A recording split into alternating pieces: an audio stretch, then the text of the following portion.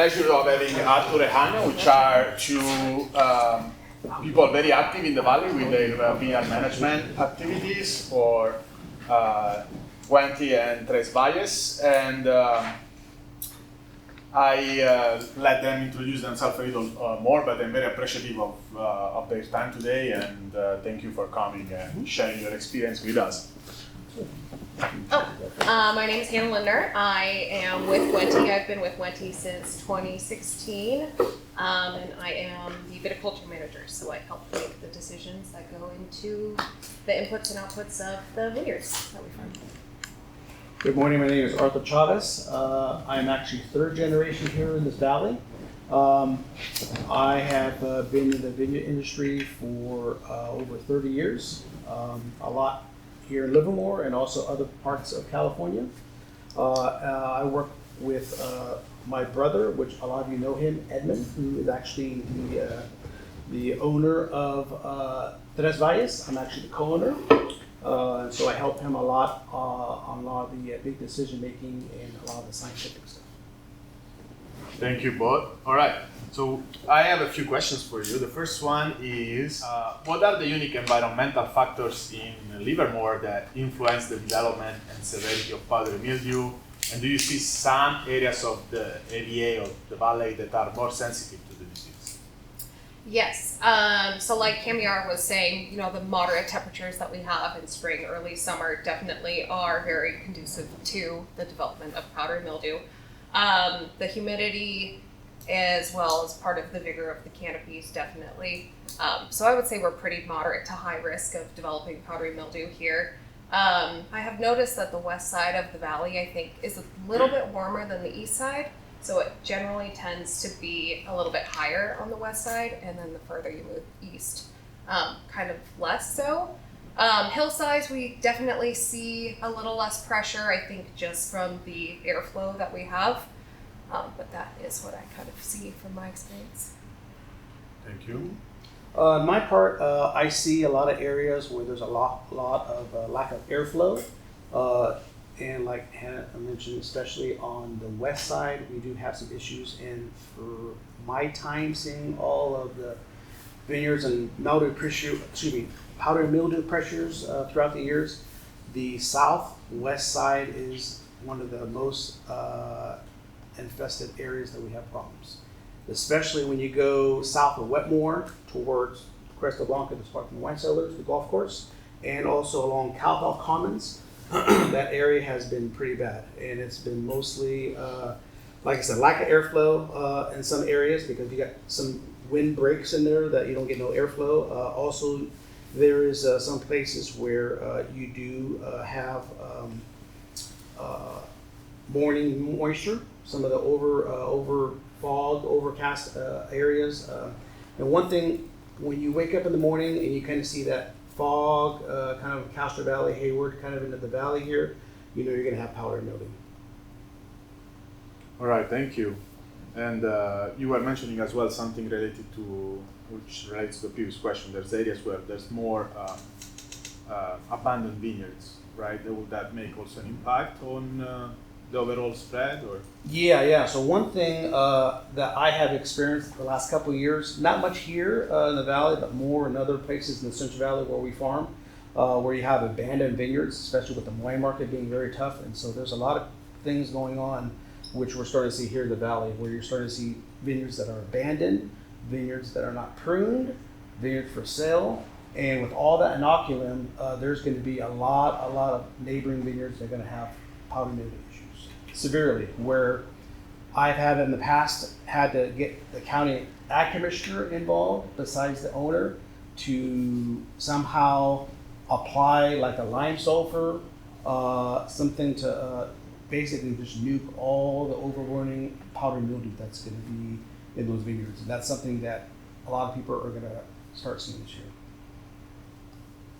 All right. The second question is, how do climate and specific weather events in the Livermore AVA affect the powdery mildew outbreaks? And Anna, you were saying about temperatures, and after you were mentioning fog, and how do you adjust your management plans accordingly? Do you follow the weather, or for logistic necessities to act more on a calendar basis? I think it depends on how many acres you're covering. We kind of work more logistically just because we have to cover a certain amount of acres in a time span. And so it would be great to be able to be reactive to an index model. Probably would save potentially, some time. But I don't think personally, we don't have that luxury. And working around some of the weather parameters is difficult. Wind can play a factor, rain can play a factor, the temperatures can play a factor depending on what material you're putting on. Sulfur needs certain temperatures to work within. Oil sometimes if you hit a max temperature, it can be cause some burning of your tissue. So ways to work around that: we spray at night, usually less wind flow or less wind early morning and at night. The same with temperatures, trying to avoid some of those high temperatures, being able to get on the materials before we hit high temperatures of 90 plus. Do you extend the spraying during like the hottest part of the season, or you have like a two weeks routine, or?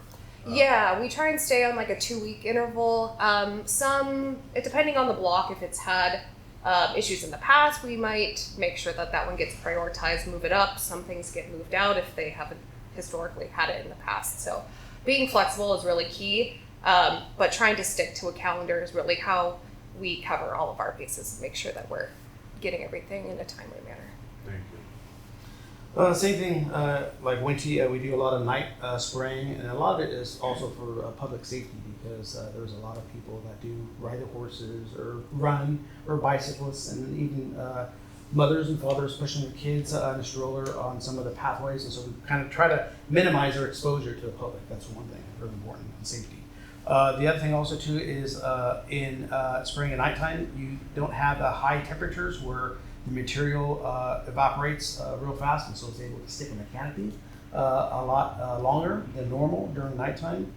But one important thing is, weather, looking at what the weather is like today. I mean, if we were a month ahead already, let's say May, and having this weather, right away looking at a material where you would be able to put as a eradicant and also a protectant, both.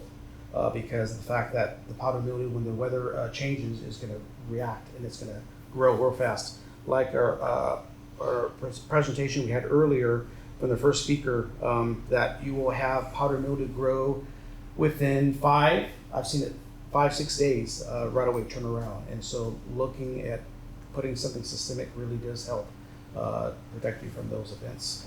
And the other thing also too is when you get a temperature change, looking at putting a higher amount of water, not 50 gallons, sometimes 100 gallons, maybe 150 gallons, depending on your situation and your variety, just to make sure you're covered as you go through the vineyard. And sometimes it's based on how many acres you could do a day, because there's so many acres to spray. I mean, you can only do so much, and so you try to do what you can best when you leave a vineyard to play the next one. That's water gallons per what? Per acre.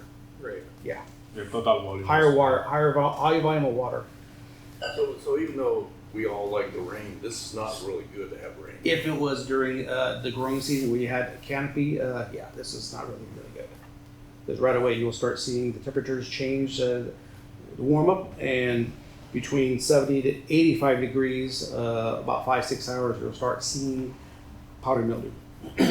And one thing I forgot to mention in the first question is, in conjunction to your presentation, to add some more information, 96, 97, 98, we had the luxury here at Livermore to work with Doug Gubler, and Carla Thomas to develop the Gubler-Thomas powdery mildew index model. And that was located at the golf course. And that was started in 96, and the reason why, because the clubhouse there was the only place we could get reception, because there was a house there for internet access, and so that was there. But actually, when we did that, 96, 97, 98, this area, Livermore, it was rated number 5, the highest powdery mildew index incident. And so they did a trial there for a couple years in conjunction in developing the risk assessment powdery mildew model. Thank you. So, Camilla said something about, there's different varieties have different susceptibility. Chardonnay is notorious to being like very sensitive. Zin, it's less sensitive. And some of them are very important for the valley, right? Chardonnay is a very important variety here. So other varieties in the valley that people should be more looking at. And is there a particular, besides spraying, is there other cultural practices that could be used for reducing the disease incidence, and that also makes sense from an operational and cost perspective?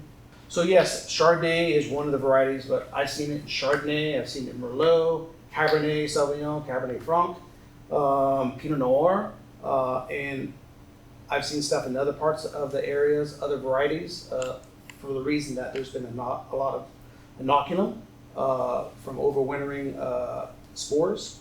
But yeah, it's there's a lot of varieties that powdery mildew will attack, and the most common ones here in the valley are Chardonnay and Pinot. What I noticed also on some of the incidents of what to recommend on some of the cultural practices is looking at road direction. Has a play, because if you have a road direction that's usually with the prevailing wind, east-west, you get a lot more airflow. Also, what's really critical looking at is the leaf layer, making sure that your canopy isn't too thick. And I think there was a question I think you may have brought up about the sprawl type. And it's kind of interesting because you look at vineyards in the southern part of the valley, Central Valley, where California sprawl is still common in some of the older vineyards, and they do have mildew, but one thing to look at the different is the ambient temperature outside and the canopy temperature. They're different. And when you see the temperatures, you could see sometimes the powdery mildew growing in some of those really high humidity conditions because of just how hot it is. But here, the sprawls, were common up until like 1990, before a viticulturist named Richard Smart came in the valley here, 89, 90, and introduced a lot of the new trellis systems that we have now, the verticals, the modified verticals, and some of the, I think we have one or two more vineyards still here in the valley with the Scott Henry vineyard. And so exposure is another thing, because you have a lot of times in the morning where you do have that dew and it doesn't dry off. And so that fruit's very, very exposed to conditions of powdery mildew. Yeah, I think being conservative, you should assume all varieties are susceptible. But what we focus on the most, definitely Chardonnay and Cab Sauv. So those are always top priorities in making sure that we are treating those and keeping on top of those varietals. With other practices to rely on other than chemical applications are starting with pruning, right? How much wood you leave is going to start off your season, how many shoots you're going to get, and are you going to leave it sprawl, are you going to tuck it in? More shoots tucked into a tight VSP, lots of congestion there, lots of clusters getting congested, can be difficult to manage. Sprawls, I am a fan of sprawls. I think the vineyard has to be set up in a way that it makes sense. I think the row spacing needs to be a little bit wider, the vines need to be a little bit taller. If you have a sprawl canopy that's super vigorous and you have cover crop that's super vigorous, it's just making it worse. I think having something sprawled that's a little bit taller, making sure you're also managing the cover crop underneath is going to be important, because you're almost making a microclimate under there that is working against you.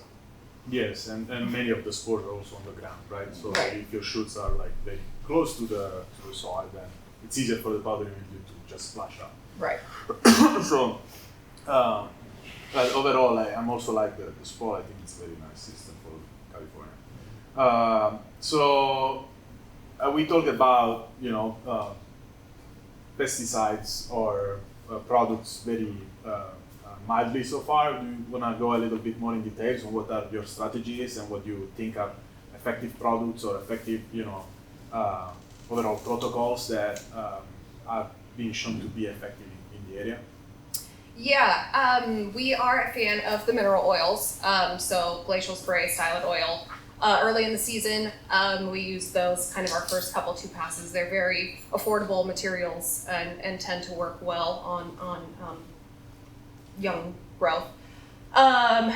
Getting into 12 inches plus of growth, we more integrate different synthetic fungicides. We use products like Quintec, Vivondo, Maravon in the early season, and stick to those sprays. You can use dusting sulfur. The temperature needs to be high enough that it will volatilize. We have used dusting sulfur in the past where the temperature wasn't high enough and it wasn't helping us. So then we had to go back with the spray anyway. So I think making sure that you're using the right material, the right temperature, while still being sustainable in a cost way, because some of the synthetic fungicides can be pretty pricey. So I think it's alternating where you're using those higher priced materials, maybe where it matters, around bloom, bunch closer, abrasion, and then trying to supplement with different materials in between, and then rotating frac numbers. We briefly touched on that. Frac 3 is a very commonly used frac number. It is relatively inexpensive and easy to use, however, high resistance there. So just rotating between those different chemicals, different frac numbers, and then dusting sulfur, wettable sulfur when you can, because there's no resistance to the sulfur materials. Yes, sulfur is a multi-site, and that's that advantage. And just for everyone, like the frac numbers are different categories of action on the disease. They are actually having an impact on specific site of the disease, and multiple brands have different names but the same action mechanism, and so those different groups are grouped so that it's easier for the user to make sure that you don't use always the same group, even if it's a different name, is always the same mechanism of action. So they would have the tendency to create some resistance. Arthur? Yeah, so on the chemicals, just real quick, like you mentioned about the frac group, it's really, really important to look and learn that, because there has been issues with, we talked a little bit about resistance, and mixing up the chemicals is really, really, really important. For many years, people used to use only sulfur, copper, and DMIs, meaning some of the older chemicals, Balaton, Rubigan, Raleigh, which people still use Raleigh, but some of those chemicals were used consistently for 20, 30 years and started seeing resistance with some of the strains. And so new chemicals started coming out, and a lot of chemicals that we use are sulfur, copper in the springtime, and depending if it's a wet season, we'll use oil. And the reason why oil has a little bit more tolerant in the rain, and so it doesn't wash off as fast. Then we'll switch into systemic, and then bloom time, we will put in sometimes a liquid and or dust, depending if the temperatures are high enough, because you need that fuming of that sulfur. So when you drive by a vineyard and you kind of smell that sulfur, you know that the sulfur dust is working. So can you say more about systemics? I've never heard of systemic. Systemic. So basically, systemic is just as a categorized action of a chemical. So Right, basically, but it it stays enters in the in the plant. system, in the plant. Yeah. Right. Yeah. And typical names, where do you find these? Yeah. So some of the chemical names that we use could be Quintec, could be Pristine. There's Luna Experience, Metal. There's a abundance of systemics, and they all act differently into the organism of the powdery mildew. They pack different parts of it. They're not preventing it to regenerate. But one important thing is towards the end of the season, if your fruit is ripening and you still have powdery mildew presence, sometimes it's important to look at your second crop, because sometimes second crop will push a lot of berries that are not ripe, and you start getting powdery mildew. You start getting really, really, really bad infestations towards the end, where sometimes you need to come the following year in the spring before bud break and apply material called lime sulfur. And basically it's kind of a dormant spray that kind of kills anything that's on the wood. So you kind of start out the beginning of the year clean. Yes, let's make a little bit of a recap. There's the different products you can have contact, right? So that needs to be in contact with the fungi. Then you have two other groups of compounds. That one is translaminar fungicides that basically you spray on the leaf and are able to pass through the same blade. So they're also effective is on the fungi is actually on the other side. There is a little bit of penetrance into the cells. Then you have systemic where it actually goes into circulation into the plant, right? And so has the ability of having a higher penetration, right, into areas that are not directly covered by the spray. As a fungi mechanism, you have eradicants, right? So those are able to have a cure on the disease itself, and then you have preventative, where you basically have a little bit, increase there's multiple mechanism of action, but ideally you have the ability of either occupying the space, so the fungi does not really have the space to actually colonize the plant, or reinforce the defense of the plant itself to the fungi, or inhibit some mechanism that the fungi needs to use to actually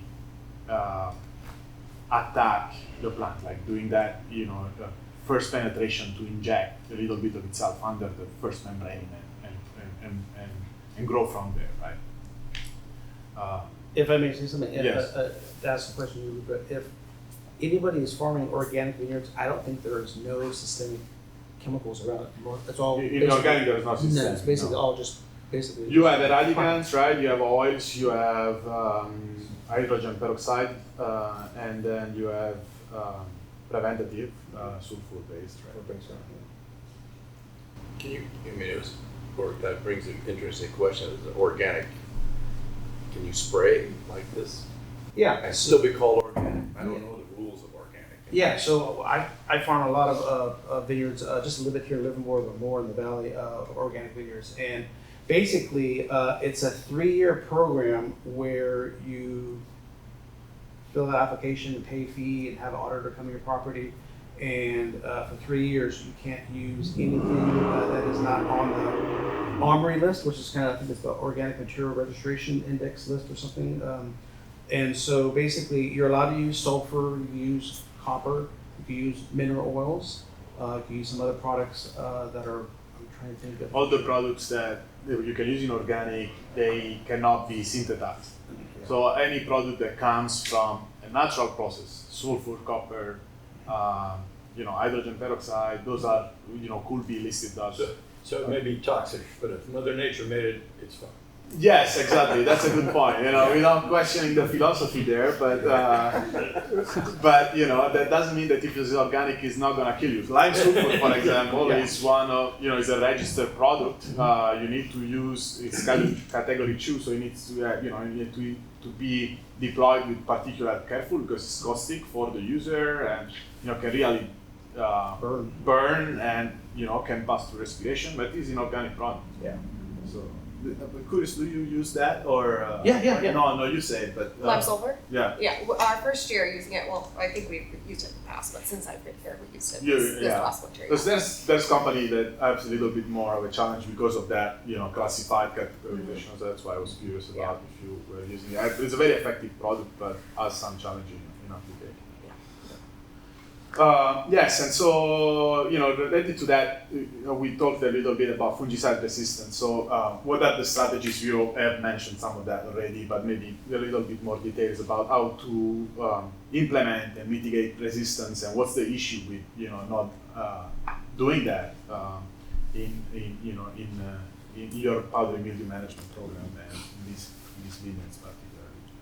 Anna, you want to start with that? I think resistance is something growers should be afraid of and are afraid of. I think if you were to not rotate your frac groups and you were to develop a resistance, now you have pests that's like, okay, how do I fight this pest? And now you're having to come up with different ways, probably spending a little bit more in physical manipulations. Am I dropping fruit? Am I doing more shoot bitting or whatnot? So I think making sure that you're rotating your frac groups, trying to incorporate materials that don't have resistance as much as you can. And like sulfur and oils. Yeah, of course.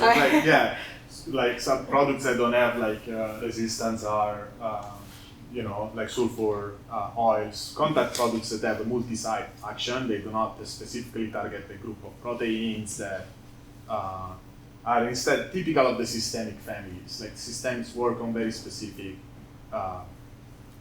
metabolism of the pathogen. And so those needs to be rotated more carefully. You could ideally spray sulfur all the time for a season and every season. That's in fact what the organic growers do.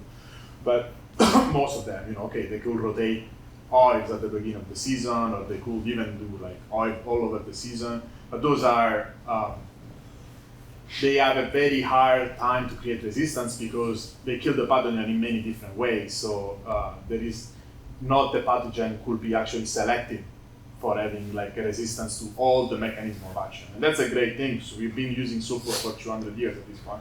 And if that was not so effective and multi-site, we would have selected powdery mildew or any other disease like resistant to sulfur in a way that we could not control it with.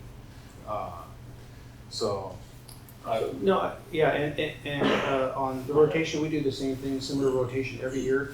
One thing that's really important when you rotate is do not mix or rotate as fast when you go away from oils into sulfur products, because you start getting some phytotoxins and burn. And so there's been some instances where people have went ahead and put an oil on, then right away put sulfur dust, and you get burned really bad. That's one of the big things to watch out for. But yeah, rotating the chemicals is really important every year, and looking at the frac groups and making sure that you're not using the same type of chemistry. So it sounds like from your comment, at least your emphasis, you can do lime oil and sort of nuke everything and then start over the next year. Yeah, I mean you can. Basically in the wintertime, as long as the buds are not green, they're still dormant, like in the month of February, you can spray lime sulfur and it'll nuke everything on the bark. Ideally before you prune, so that your canes are exposed to the spray, right? Yeah. Because if you do it when the spray are on the ground, it's harder. And yeah, it's an effective product. You don't kill it 100%, but you drop your inoculum more than without a dormant spray. We found it's not that effective. The solid oil in the springtime is probably the best bet for the first two sprays, and then switch over.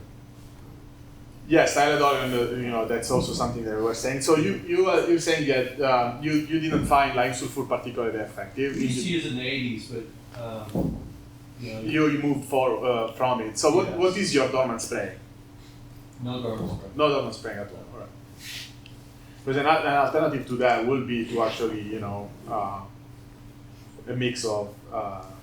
At least for what is my experience, and you may probably have tried something curious about it, but you could use a mix of like a sulfur plus oil during dormant time, right? Which is something if you do during the green season, you keep the plant, but if you do when there is no actually a green growth, that could give like some control. Have you tried different dormant sprays, or you guys rely on particular method? I've tried lime sulfur. I've tried all oil before in the wintertime, a dormant oil, and I see better results just killing lime sulfur. Killing the lime sulfur, killing the mildew on the wood. On the management of powdery mildew, can you tell us some success story of where control was effective, or you? It's more like the most time when control is effective, you don't have powdery mildew, right? But I'm more interesting about times where you actually have been able to stop an infection, or recover a situation where things look like challenging, and what have been the different steps that have helped you to mitigate the overall loss? Yeah, we have a block of Chardonnay that no matter what we do, it gets powdery mildew pretty much every year. and we have gotten pretty good at controlling it and stopping it. Some of the products that I really like to use are Oxidate. The oil will work. If it gets really bad, Calagreen as a wash works great. It's potassium bicarbonate, and it pump up those gallons per acre to 150, sometimes 200 gallons of water per acre. Seems to work pretty well. The leafing, if we have to, usually we will do either mechanically or by hand, depending on how bad the mildew is. It's a risk, definitely. Do you leaf to get rid of the mildew and potentially have burn later in the season, or do you kind of hope the spray is gonna get to everything through the leaves?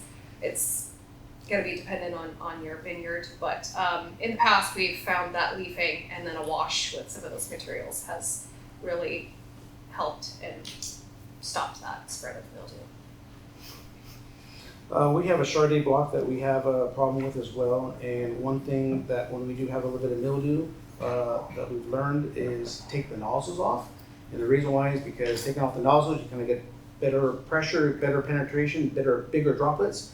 Because sometimes, depending on your canopy, if you have vertical, you get a lot of shingling. And so when you have those nozzles, even though you're going a lot slower, those little smaller droplets are not moving the leaf. So it's still like keeping it still in front of you. And so when you do put a lot of pressure and bigger water droplets, you can kind of move the leaf to a different direction instead of just penetrating and not moving at all. That's one thing we learned on when you do have issues. And using fruit wash, oils, Calagreen or millstop. And if we're not using an oil, what we'll do is after we apply a higher water volume to clean up the powdery mildew, we'll come right back and dust it. So it sounds like the drip irrigation that we've all gone to conserve water is not nearly as good as the old sprayers that used to wet the leaves and directly kill them. Well, some of the newer sprayers which we have, they kind of create like a fog, and so they'll kind of get inside the canopy where you have a lot of leaf layer, and so they'll help. But using those as a cleanup, they're kind of hard to use high volumes of water and get a real good job. Yeah, like the let's clarify that the reason why increasing the amount of water is effective is not because we're washing the plant. It's because you have a bigger cloud that can actually penetrate into the canopy more effectively. So you have better coverage, but you don't necessarily see, even with this higher volume, you don't necessarily see runoff from the plant. You don't see dripping. So. But the earlier talk. Yes, he was saying that you could there could be also could be effective to wash when you have like very. I'll say at that point you might probably already have a very strong infection, but otherwise it's not a common practice. You guys pass like just a wash with no spray, like no product in there. It's something that you use on a regular basis as a way of controlling. Just in our hot spots. Just in hot spots. Yeah. I will not necessarily think that spraying like sprinkler systems will benefit the control of powdery mildew. I would think that actually it could be the opposite. You have a more like moist environment with respect to the. All right, how do you balance the cost of intensive disease management with the economic realities faced in the growers in the region? Yeah, of course you were mentioning, Anna, that some of these products end up being costly, plus you need tractor passes. Also that has an additional cost. Maybe the cost of the product itself is cheap, for $5 per pound, but the cost of the tractor pass is higher. So how do you manage, how do you balance off the cost of control against the cost of having a good, against the cost of a potential loss or a decrease in quality? Yeah, I think prevention is key. And then making sure that you're using some of those materials at the right time. So like I mentioned, starting off with the oil, it's relatively inexpensive. You can probably go 7 to 10 days in the first couple passes. And then into maybe some of the nicer synthetic materials, maybe 14 to 16 days, depending on varietal. And then at Bloom, we usually do a nicer material that'll have like a rot coverage as well as a mildew coverage. So I think it's rotating out when you can use the more affordable materials and making sure that it's still effective. And then sticking on a schedule to make sure that you don't have to use wash materials, because then you're adding in a pass and then you're adding in the cost of extra materials. It's just more hours, and then you potentially could get behind in other spots. So stay preventative, rotate materials, and use cost-effective ones, I think, when it makes sense. Being not more preventative, but being proactive in your approach in powdery mildew. So making sure that you're watching the powdery mildew index to see if you really need to spray or you can stretch things out. Looking at applying sulfur dust, because sulfur dust actually is a lot cheaper, you cover a lot more ground faster than a wettable spray. But most importantly is looking at the efficacy of the materials, because some of them you could use 7-10 days, some of them you can stretch out 14 days. So a lot of it is just looking at your coverage of the materials you're using and making sure that you're using the correct rate and your correct amount of water. Thank you. And so, like, when you know, like, as you manage, vineyards for grower as well, like, what has been the challenges you have had in, facing with your consumers, basically, with your growers that use your services, and what would be like an important fact that I think would be important to clarify, right, in order to be all on the same page and try to solve some miscommunication or misunderstanding. I think the challenge we have with growers is being able to understand why during the year there are frequent times that we need to spray multiple times in such a short window. Educating them to understand is that we're trying to fight and stay on top of a disease, which could be a big outbreak if you're not controlling it correctly, not just for your vineyard, but also for adjacent vineyards. And then also understanding that some of the chemicals that we use, depending if you're going with a sustainable program or conventional or organic, there are some materials that are a little bit more user-friendly than what they used to be in the past. And there's education disconnect between the grower and the applicant for the fact that just being able to understand there's a window during the growing season that you need to make several passes throughout the growing season to cover this disease. It isn't just like a 1 or 2 application thing, it's a multiple. Yeah, I think it kind of relates to the previous question, is how also are we balancing cost with combating fungicide, and customers are interested in that as well.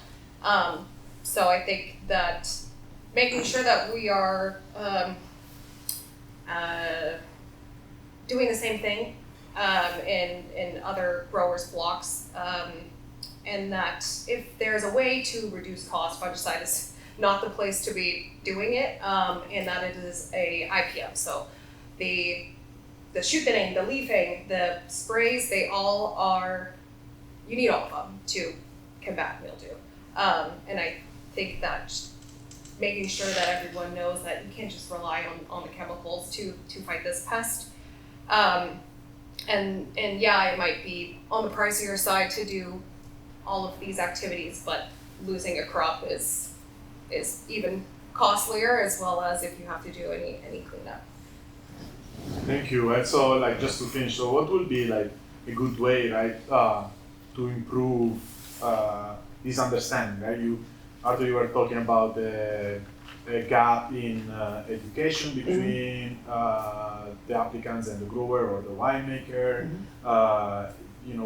There is also, Anna, what you were saying about trying to let people understand why it's important to do things at the right time. So what are And hopefully, days like these help in, spreading a little bit of having a honest communication and conversation about the issue.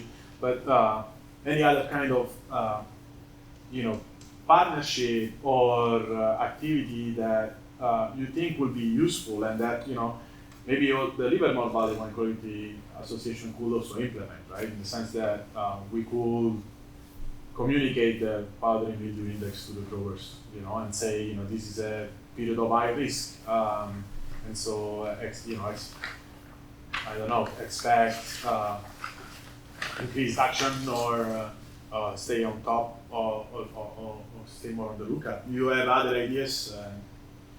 Yeah, so one thing that I wish we had here in this Livermore, which we lost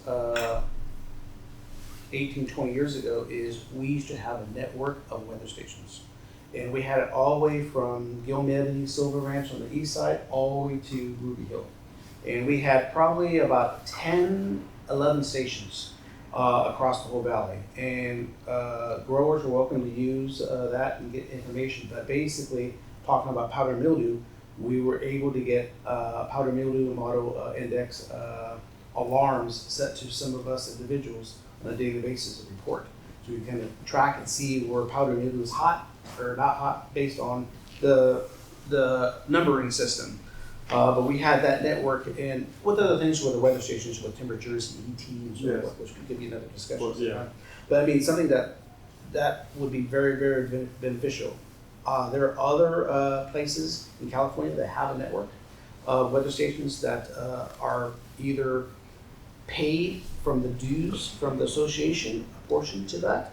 Some of it is volunteered, also depending on the company, whether it be Davis or Western Weather, are the ones that have some of the networks that they fund that. Yes. But yeah, the powdery mildew would be a big thing, index for people to understand and educate themselves. Also, there are other big viticultural areas in California to kind of look on the internet or read about. Napa, Sonoma, Lodi, the Central Valley has a real big one that they send a report. And that would be very, very interesting for people to understand and kind of see how the powdery mildew reacts in different areas and grows, and able to understand the number system. What happened to why did it go away? Part of it, two things. One of it, I left Winty because I was managing that for about 11 years, the weather stations, that's one. And the second thing also too is the company Adcon, which was out of Australia, they kind of went bankrupt. And so that kind of went belly under. But there's other stations. We have some other stations that we use ourselves, and we pay about $500 for our own. Davis instruments are really cheap, and you could get those and put them where you want to. And they have different type of sensors you could connect to the station to. But that's one thing. There's also Ranch Systems is another system. I've used PureSense. I've used Climate Minder. The only thing that is really a disadvantage of those is you have to pay a subscription. And those could be sometimes a couple $1,000s. And if you have a little small vineyard with a weather station, it's a little pricey unless you're into a hobby, into meteorology or something. I know you want to go on. Yeah, I think it would be nice to have more. It's a community fight, right? If you're fighting it, your neighbors are fighting it. It has to be a communal fight. I think it would be nice to have an open communication between growers to misery loves company, right? So what are you doing that's working? What am I doing that's working? Do you have something like, what are your sprayers like? What materials are you using? Like, let's be open and communicate with each other. It's not shameful to have mildew. It happens to all of us, but what can we do to share the knowledge and share the burden and Yeah, I like communication that. between everybody.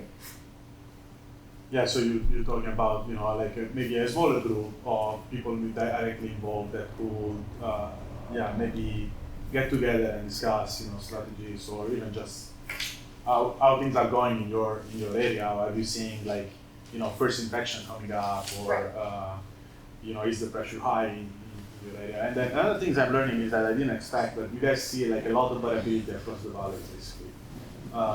So temperature, like you were mentioning, this network of weather stations, but that will imply that if you only have one weather station in the middle of the valley, they will not really cover, even though the size is not that large, right? In the end, we have 2,000 acres of roughly of vineyards in the area. So There's a lot of different microclimates. there's a lot of different microclimates. Yeah. All right. Any questions from the floor? Camille, you had one. It was a good thing I waited because it was exactly the question you asked me. Okay. So it sounds like UC Extension could slave together the internet-connected Davis weather stations, and there are a lot of them. I mean, I have two, the damn things. And, you know, they're sitting there taking data all the time. If the model could be tailored to this valley, I mean, that'd be a huge leg up in terms of information to take some action.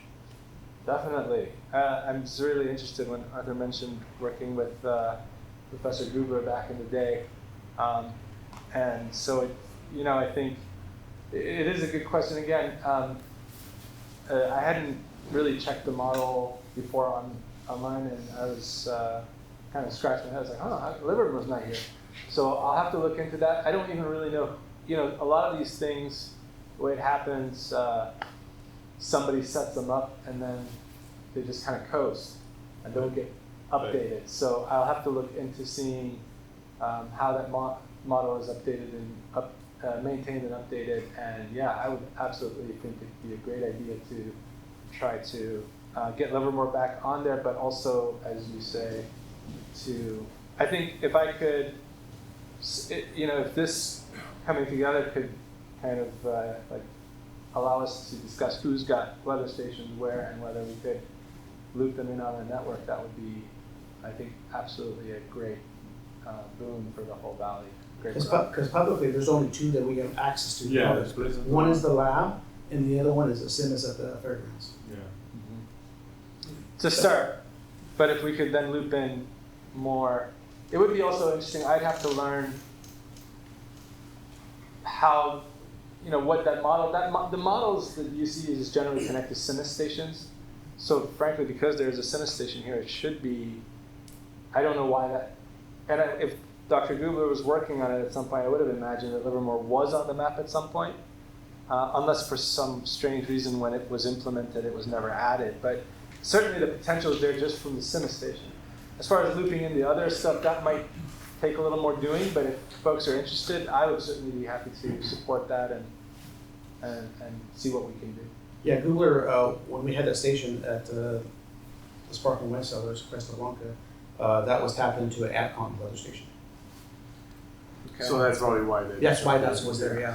So, but in the meantime, I mean, we can have something running internally in the sense that we could make a mailing list, and the model is fairly simple. It's just, it could run on an Excel spreadsheet. It's really about having access to a data source, which, we have that Sims weather station, which is one point, right? Again, if there is a lot of variability, you will need to learn to adjust how that number changes respect to your location.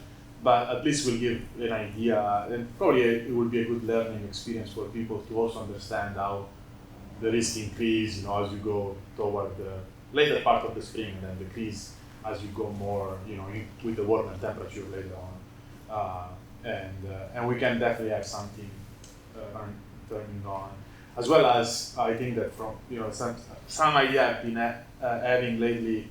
I was thinking, particularly to irrigation, but Powdery would be another thing that probably the Livermore Valley Wine Growers Association could plan for grants, with the support of the community to have something like that around the valley, and it could be from the SWEET program or the specialty crop block grant program as well.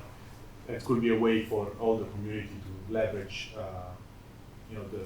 the size of the group, and maybe having a few weather stations with a few services ready to it, which would be irrigation information, powdery mildew information, things like that. But for this season, for sure, I could put the powdery mildew index on the Sims weather station ongoing for everybody that wants to receive it. So I'll put that, I'll send that an email. And if you, I don't want to spam everyone, so if you sign on it, you will be receiving it.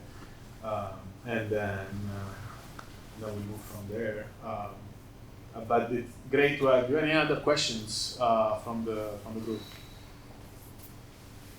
Okay, yeah. Just a time problem. I didn't realize it was so complex. Yes, I mean, it's one of the fungi that we need to stay a little bit more active on, and but I mean, it's not necessarily something, most of the time our grapes come out good, so these people do a good job in protecting the crop. It's something that we also understand fairly well. Unfortunately, it has a cost, right? If you just talk about product, the cost of the powdery mildew management program is in the few $100s per acre per year. I'll say, it really depends, but $700 maybe, that would be a good ballpark per acre. So that's just the cost of the pesticides, without including tractors and applicants. Yeah. All right, thank you everyone. I appreciate your time. And,